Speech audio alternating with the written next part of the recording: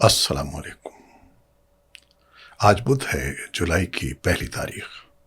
میں ہوں خالد حمید، خبروں کے بلیٹن کے ساتھ۔ امریکا کے نائب صدر جے ڈی وینس نے کہا ہے کہ امریکہ اور ایران کے درمیان تکنیکی سطح پر مذاکرات جاری ہیں، اگرچہ ایران عوامی سطح پر اس کی تردید کر رہا ہے۔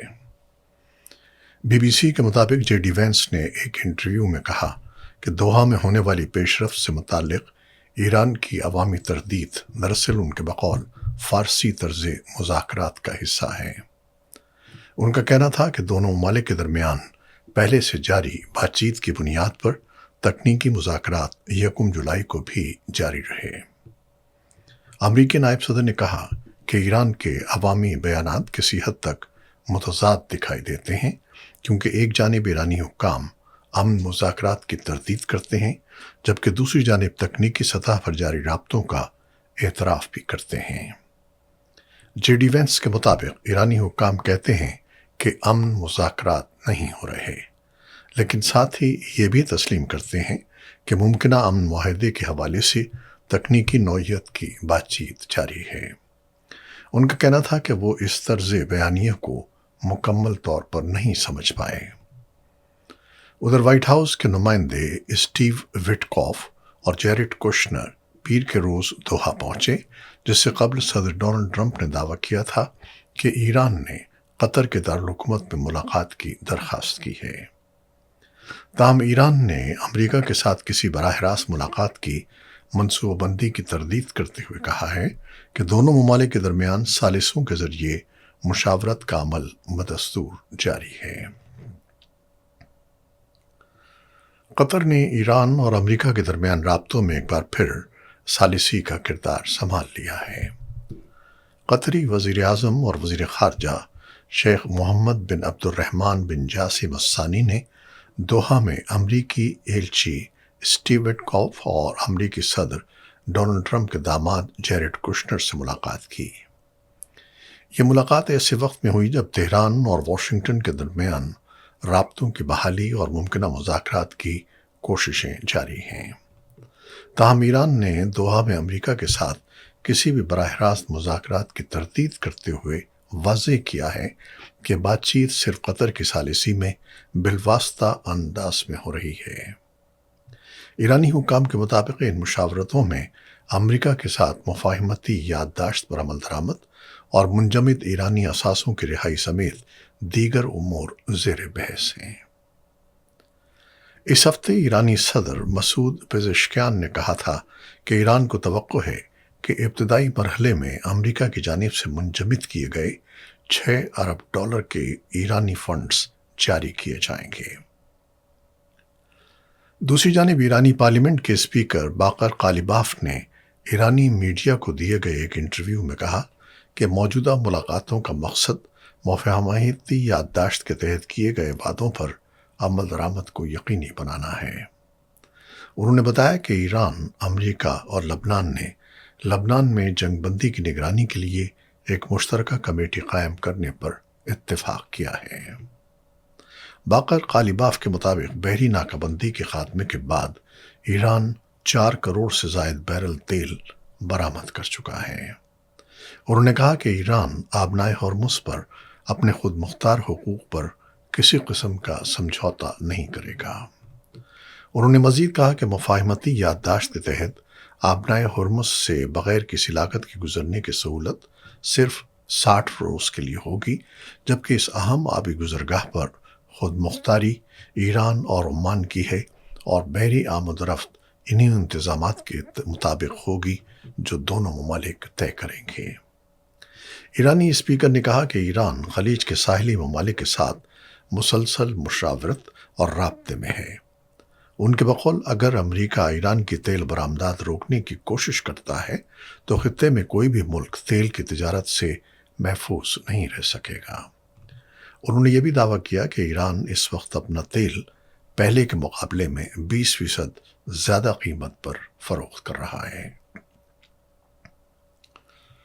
ایرانی حکومت نے امریکی اور اسرائیلی حملے میں شہید ہونے والے سپریم لیڈر آیت اللہ علی خامنئی کی آخری رسومات کے موقع پر 6 جولائی کو ملک بھر میں تعطیل کا اعلان کر دیا ہے۔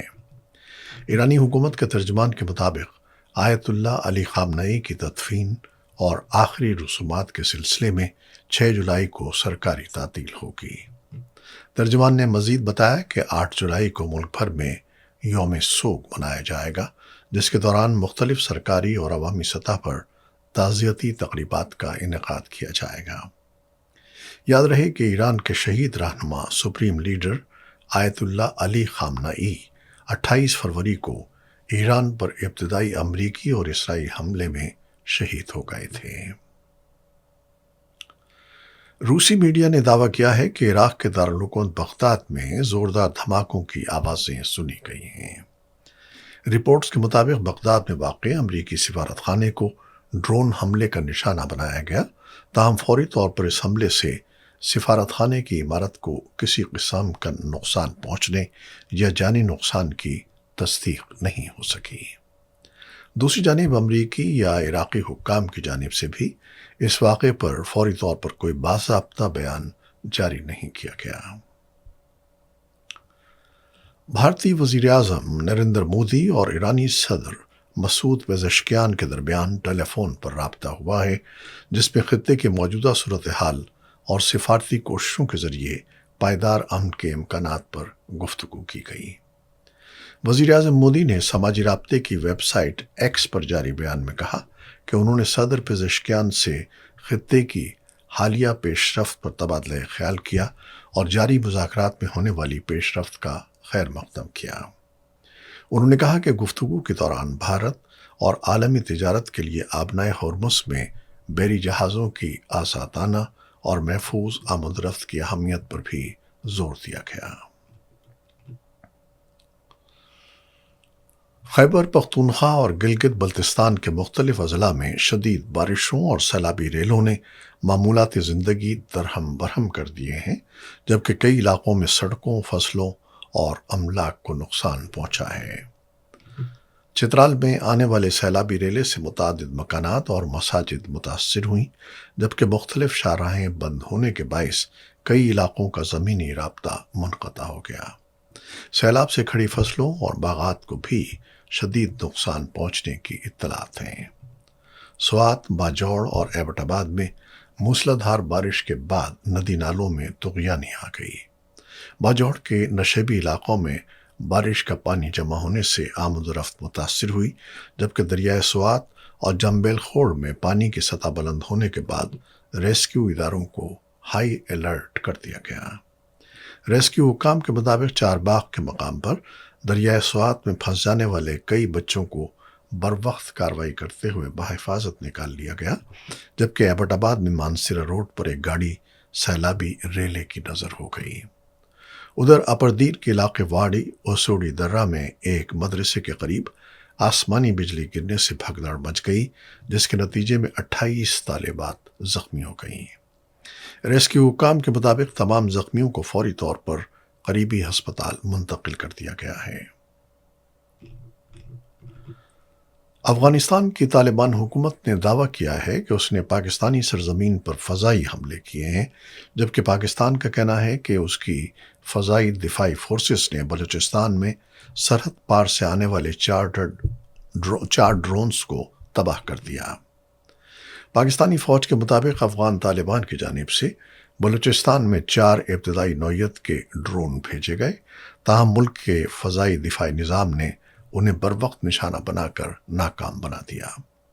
فوج نے خبردار کیا کہ اگر افغانستان کی جانب سے اشتعال انگیزی جاری رہی تو اس کا بھرپور جواب دیا جائے گا۔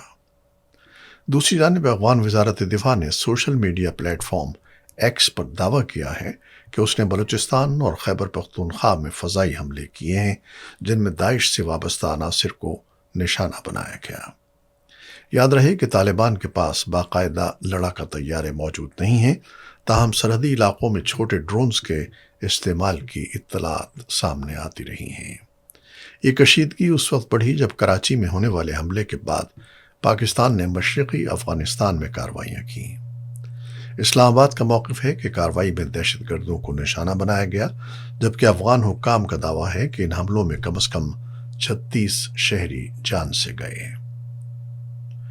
ادھر روس نے پاکستان اور افغانستان کے درمیان بڑھتی ہوئی کشیدگی پر تشویش کا اظہار کرتے ہوئے دونوں ممالک پر زور دیا ہے کہ وہ اختلافات کو سیاسی اور سفارتی ذرائع سے حل کریں اور مسلح تصادم سے گریز کریں۔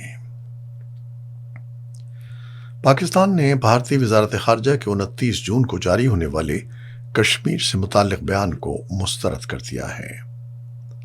ترجمان دفتر خارجہ طاہر حسین اندرابی نے کہا ہے کہ بھارت مقبوضہ کشمیر میں کشمیری عوام کے حق خود ارادیت کو دبانے میں مصروف ہے اور اس کا طرز عمل اقوام متحدہ کے چارٹر کی خلاف ورزی ہے۔ انہوں نے الزام عائد کیا کہ بھارت پاکستان کے خلاف افغان سرزمین سے سرگرم دہشت گرد گروہوں کی سرپرستی کرتا رہا ہے اور اقوام متحدہ کی سلامتی کونسل کے پابندیوں کے نظام کی بھی خلاف ورزی کر رہا ہے۔ دفتر خارجہ کے مطابق پاکستان اپنے شہریوں کی سلامتی کے تحفظ کے لیے ضروری اقدامات کرتا رہا ہے اور آئندہ بھی کرتا رہے گا، جبکہ بھارت کا رویہ علاقائی امن و استحکام کے لیے نقصان دہ ہے۔ پاکستان اور بھارت نے دو طرفہ قونصلر معاہدے کے تحت قیدیوں کی تازہ فہرستوں کا تبادلہ کیا ہے۔ سفارتی ذرائع کے مطابق پاکستان نے بھارت کو 715 قیدیوں کی فہرست فراہم کی، جن میں 409 سویلین اور 306 ماہی گیر شامل ہیں۔ ذرائع کا کہنا ہے کہ نئی دہلی میں پاکستان کے ناظم الامور سعد وڑائچ نے یہ فہرست بھارتی حکام کے حوالے کی، جبکہ اسلام آباد میں بھارتی مشن کے سربراہ گیتیکا شریواستو نے بھارتی قیدیوں کی فہرست پاکستانی حکام کو فراہم کی۔ واضح رہے کہ دونوں ممالک کے درمیان سن 2008 کے قونصلر رسائی معاہدے کے تحت ہر سال قیدیوں کی فہرستوں کا تبادلہ کیا جاتا ہے۔ روس اور یوکرین کے درمیان جاری جنگ میں گزشتہ رات ایک بار پھر دونوں جانب حملوں کا تبادلہ ہوا۔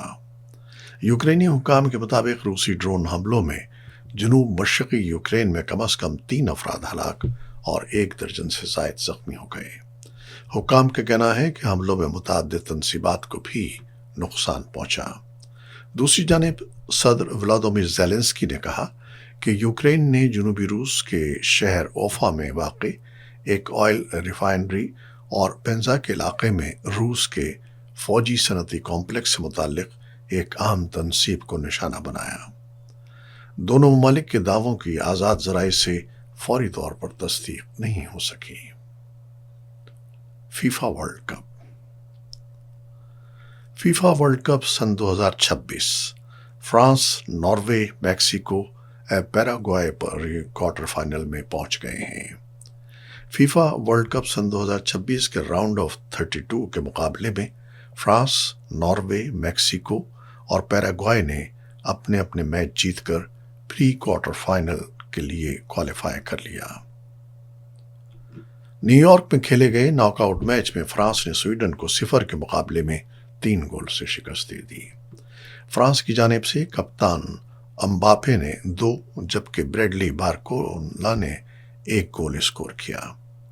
میچ کے آغاز ہی سے فرانسیسی ٹیم مکمل طور پر حاوی رہی اور متعدد خطرناک حملے کیے، جن میں سے 3 کو گول میں تبدیل کرنے میں کامیاب رہی۔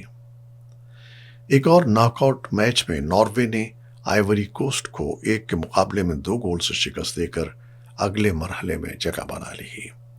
ناروے کی جانب سے فیصلہ کن گول ارلنگ ہالینڈ نے آخری لمحات میں اسکور کیا، جو ٹورنامنٹ میں ان کا 5واں گول بھی ہے۔ میکسیکو نے ایکویڈور کو شکست دے کر تاریخ رقم کر دی۔ راؤنڈ آف 32 کے ایک اور میچ میں میکسیکو نے ایکویڈور کو 0 کے مقابلے میں 2 گول سے ہرا دیا۔ میکسیکو کی جانب سے کوئی نوننس اور ہیمیننس نے 1 گول اسکور کیا۔ اس کامیابی کے ساتھ میکسیکو نے 40 برس بعد ورلڈ کپ کے پری کوارٹر فائنل مرحلے کے لیے کوالیفائی کرنے کا اعزاز حاصل کر لیا۔ بوسٹن میں کھیلے گئے سنسنی خیز مقابلے میں پیراگوئے نے 4 بار کی عالمی چیمپئن جرمنی کو پینلٹی شوٹ آؤٹ میں شکست دے کر ٹورنامنٹ سے باہر کر دیا۔ مقررہ وقت اور اضافی وقت کے اختتام پر مقابلہ 1-1 گول سے برابر تھا، جس کے بعد فیصلہ پینلٹی شوٹ آؤٹ کے سڈن ڈیتھ مرحلے میں ہوا، جہاں پیراگوئے نے کامیابی حاصل کر لی۔ विमिल्टन टेनिस, जेवरॉफ, स्विएटेक और रिबाकिना दूसरे राउंड में, बेन शेल्टन और सरीना विलियम्स इवेंट से बाहर। विमिल्टन टेनिस चैंपियनशिप में जर्मनी के सेकंड सीड अलेक्जेंडर जेवरॉफ और पोलैंड की थर्ड सीड आएगा स्विएटेक ने अपने अपने इब्तदाई मैच जीतकर दूसरे राउंड के लिए क्वालिफाई कर लिया। ख़वातीन के सिंगल्स मुकाबलों में दिफाई चैंपियन और पोलैंड की थर्ड सीड आएगा स्विएटेक ने अमेरिका की टेलर टाउसेंड को शिकस्त देकर दूसरे राउंड में जगह बना ली। उधर काजाकिस्तान की सेकंड सीड एलिना रिबाकिना ने फ्रांस की लुइस बॉयसन को शिकस्त देकर न सिर्फ अगले मरहले के लिए क्वालिफाई कर लिया बल्कि अपने कैरियर की 300वीं फतह भी हासिल कर ली। दरियास्ना टूर्नामेंट में सबसे ज़्यादा तवज्जो 44 साला अमरीकी टेनिस स्टार सरीना विलियम्स की वापसी पर रही, ताहम उन्हें ऑस्ट्रेलिया की माया जॉइंट के हाथों शिकस्त का सामना करना पड़ा और वो पहले ही राउंड में इवेंट से बाहर हो गईं। ये थी वो खबरें जो यूट्यूब चैनल पर हमने आपके लिए पेश की। आप हमारे चैनल को देखते हैं, शेयर करते हैं, पसंद करते हैं और अपने कमेंट्स में अपनी मोहब्बतों का इजहार करते हैं, जिसके लिए हम आपके बेहद ममनून हैं। अपनी इन कोशिशों को, इन मोहब्बतों को जारी रखिएगा। खालिद हमीद को अब इजाज़त दीजिएगा। अल्लाह हाफ़िज़।